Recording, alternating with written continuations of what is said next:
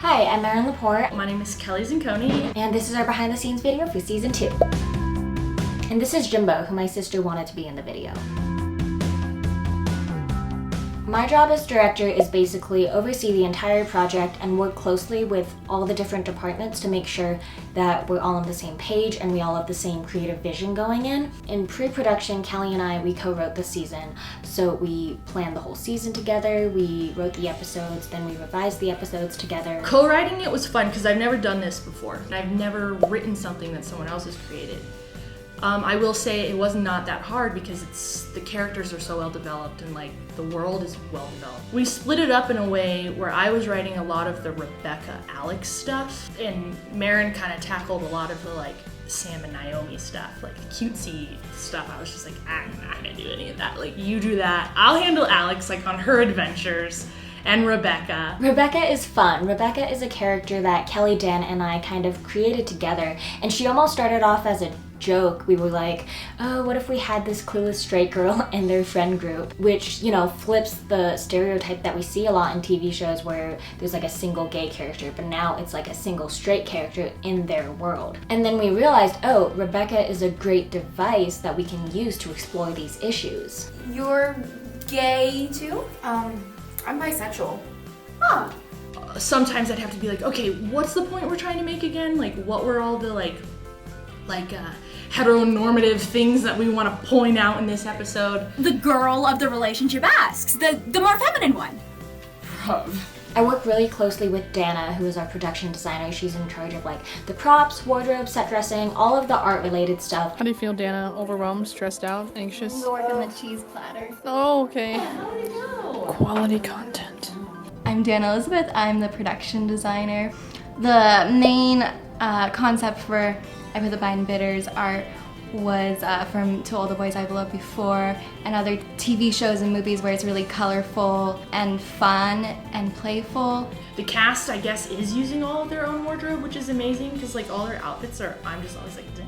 They just show up with like suitcases and then the room explodes with stuff everywhere and Dana's in there just like, yay! Wear the same pants? No, we're those pants. These ones? Okay.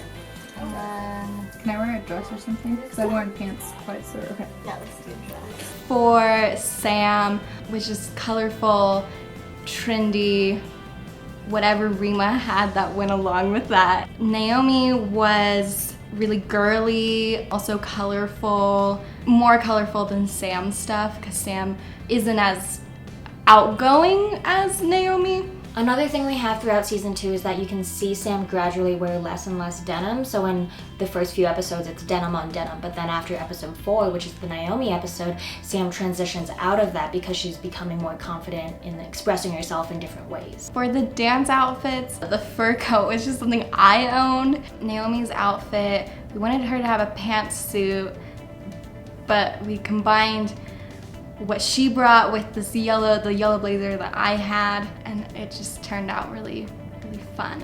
Looking toyed. And then Alex is obviously just flannel, a hat, pants, and her slippers, yeah, the slippers. Rebecca was just preppy, very like put together. Derek, I don't even know how to describe it. I think Dana hit me up. She's like, what did you imagine Derek wearing? And I don't even remember what it's called. And I was like, definitely one of those like beret hats or whatever they're called. And she texted him and was like, send him like a picture, and he just wrote back, no. And showed up with like boots and this orange thing and all kinds of nonsense.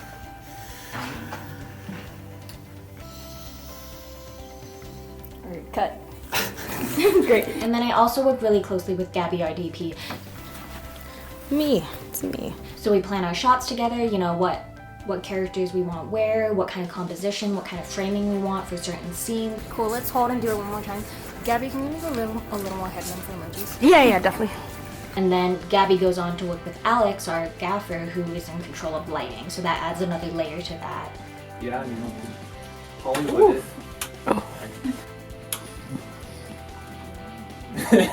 Alrighty, cool, Sladen. When Gabby, our DP, frames the shot, I always look and see if everything that I want in frame or out of frame is in or out of frame. Hang on. We had a bunch of flyers in the second season for the dance, having to, slightly move those so that there was as many as possible in the frame. Art department really going all out. So on set, I'm really working with everyone, and then Kelly, the AD, is also working with everyone. First assistant director, in my opinion, is the worst position ever on a film set because you're dealing with everything. Hang on. Hey! Quiet on set. So while the director is in charge of the more creative aspects, like working with Dana, working with Gabby, working with the actors, Kelly is in charge of the more logistical, practical stuff. So an assistant director is someone who works directly with the director and the DP and literally everybody else. So the AD is like the voice of reason on set, who's in control of like the schedule and like manages the rest of the crew. We have one more scene. What time is it right now? It is 3:40. Okay. A little behind, no big deal. And then the other huge part of directing is working with the actors. And while this is one of the more difficult parts, I would also say it's one of the most rewarding because, especially as the writer as well, when you're writing the scripts, it's just words on a page, but then when we get to work with this amazing cast, to see them bring these characters to life on screen, it's just incredible. And then also you say the word dating line like right after you Glance. look into the camera, yeah. Okay, so like it'll be so after- the hesitation is like before the glance and after that you say it. Okay, tight.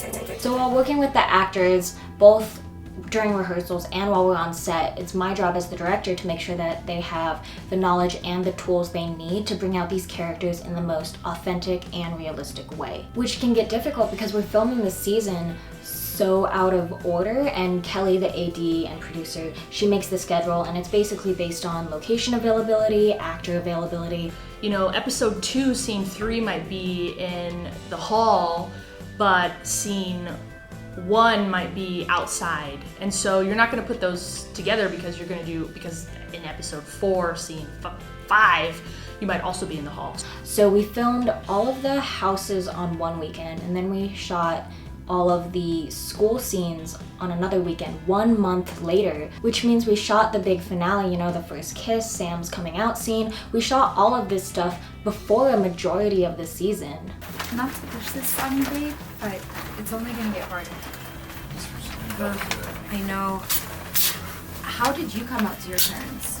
And Sam does have an arc throughout the season, so on set it's kind of my job to remind actors where they are emotionally. So we would be shooting one scene and I would be like, okay Rima, you're super confident, Sam's super pumped, she just came out to her mom, she's feeling great. And then the next day we're like, okay, so this is the first episode and you are super awkward.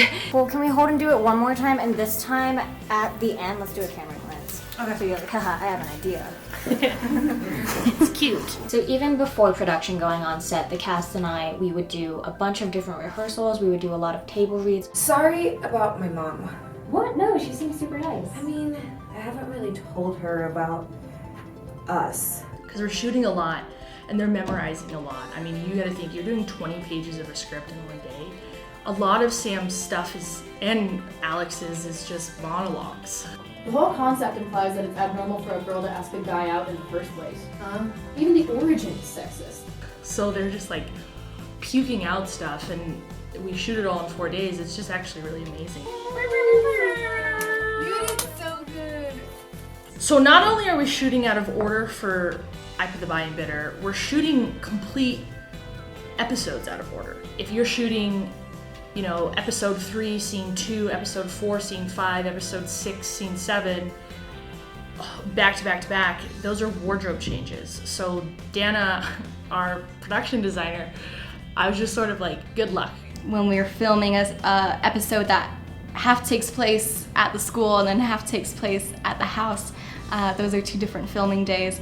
And so we have to keep track of what outfits are being worn when. We did have a few issues that we had to deal with while filming at the high school location, just because we don't have a lot of control over it. The biggest issue we had at the school was finding a locker that wasn't locked, one that was also in a lit area because the school was doing construction when we were filming, so certain areas where the lockers weren't lit. We ended up finding a locker that opened. Poor kid. It's just someone's locker, like their stuff was in there, but didn't have a lock. And that is another thing in the actual episode. There's no lock on there, but whatever. What you doing? What? Me? Sorry, can we reset that?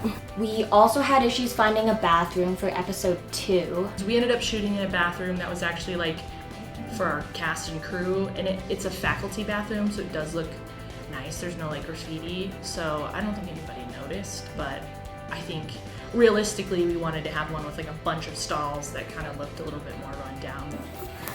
Okay. Rima, can you scoot to the right a little bit? And then I also know Kelly and Dana had a difficult time finding a location for the last scene of the season, which is all the girls like sitting outside of the Sadie's dance. Well, we have 45 minutes of footage finding the last location.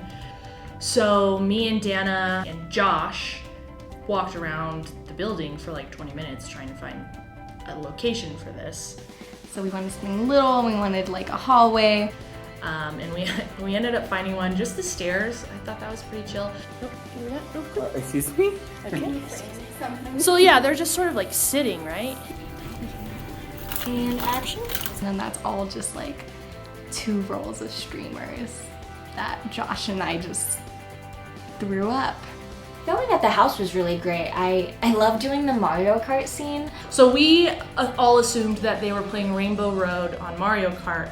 So Gabby, the DP, gave me like they set up like an LED light, and then I had like a blue filter and a red filter, and I just kind of did like a gag, and I actually remember being like getting like super into it and being like, okay, when she pauses it would be like more blue, so I had to just keep like making sure like I would move that, and then I also had to make sure that it wasn't making noise because it was like Crinkle Fest. This is the really intense part.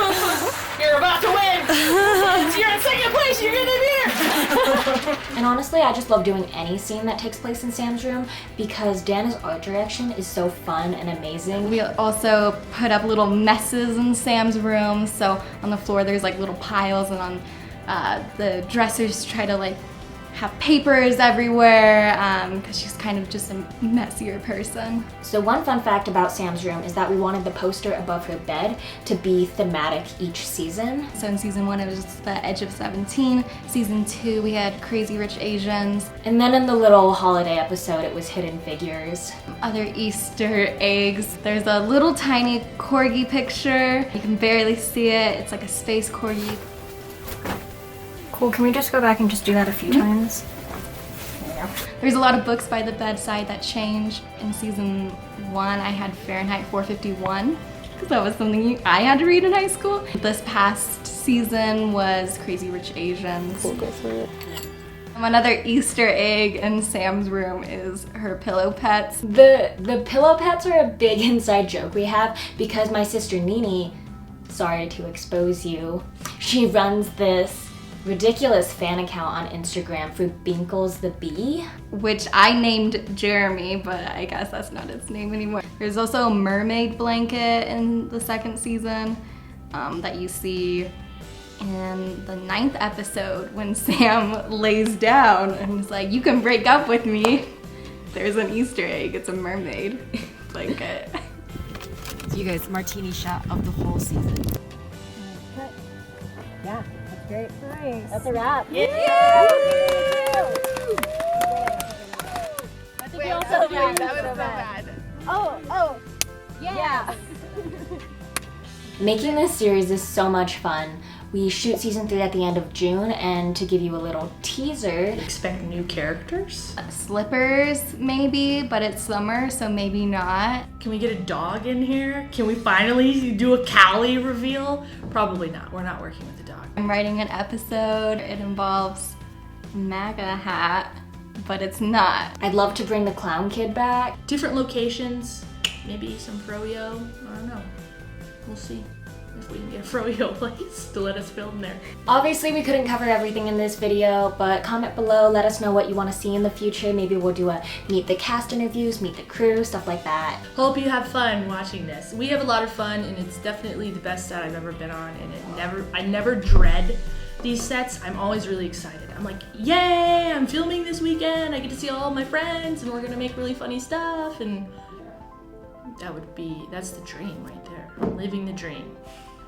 If only someone would pay me for it. Bye.